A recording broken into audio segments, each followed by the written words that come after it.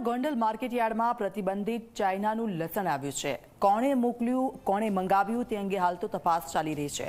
China લસણના 30 જેટલા કટ્ટા માર્કેટયાર્ડમાં આવ્યા છે। યાર્ડમાં આવક થયેલા લસણ છાપરા નંબર 10માં ઉતારવામાં આવ્યું હતું। કર્મચારીઓએ યાર્ડના સત્તાધીશોને જાણ કરતા તેઓ સ્થળ પર દોડી આવ્યા હતા। યાર્ડના વેપારી રમણીકભાઈ બગાસિયાએ જણાવ્યું હતું કે આશરે 600 થી 700 કિલો ચાઇનાના લસણનો જથ્થો આવ્યો હતો। ચાઇનાનું લસણ ભારતની અંદર બેન્ડ છે અને અમારા વેપારીઓને એવું રજૂઆત છે કે આ દેશ લેવલે યોગ્ય નિર્ણય લેવો જોઈએ। એટલે અમે આ વાત જોઈ સાંભળી અને અમને એવું દેખાય છે કે આની ઉપર કડક કાર્યવાહી થવી જોઈએ।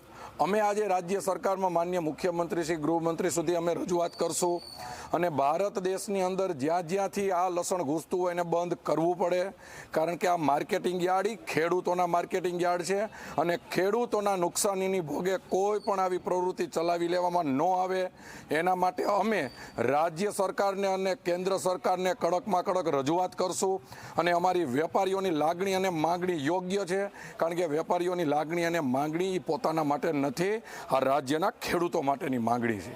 તો એના માટે અમે સમગ્ર કાર્યવાહી કરવા માર્કેટિંગ યાર્ડ તરફથી અમે વચન આપીશું। ચાઇનાનું લસણ જે બેન્ડ છે ભારતની અંદર તે ગોંડલ માર્કેટ યાર્ડમાં અંદાજે 30 કટ્ટા જેવું લસણ ઉતરેલું છે। અંદાજે 600-700 કિલોનો જથ્થો છે। હવે લસણ ક્યાંથી આવ્યું છે, કોણે મંગાવ્યું છે એ એક તપાસનો વિષય છે। યાર્ડના સત્તાધીશોને વિનંતી કરેલી છે અને યાર્ડના સત્તાધીશો ગુજરાત લેવલે પણ વાત કરશે અને આને સાથે યોગ્ય જે થઈ શકે એ કરવા વિનંતી કરેલી છે। તો હવે આનું જે ઘટે એ કરવું જરૂરી છે। આ લસણ ચાઇના આવવાથી ખેડૂતોને ઘણું નુકસાન છે અને 2006 અંદાજે 2006થી ભારતની અંદર આ લસણ બેન્ડ છે। મતલબ આ અત્યારે એક શું કરો દાણ ચોરીનો માલ આવ્યો ને એ રીતનો માલ અમને જાણવા મળ્યું છે કે આ એક દાણ ચોરીનો માલ છે। તો એનું યોગ્ય પગલાં લેવા સત્તાધીશોને અમે વિનંતી કરેલી છે અને સત્તાધીશો સહકાર પૂરેપૂરો આપી રહ્યા છે।